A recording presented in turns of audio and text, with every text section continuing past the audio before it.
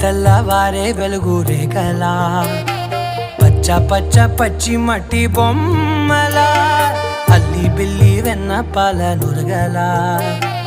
అచ్చ తెలుగు ఇంటి పూల కొమ్మలా దేవదేవుడే పంపగా ఇలా దేవతే మా ఇంట అడుగే పెట్టెనంట బ్రహ్మ కళ్ళలో కాంతులే మా అమ్మలా మా కోసం మళ్ళీ లాలి పాడేనంట.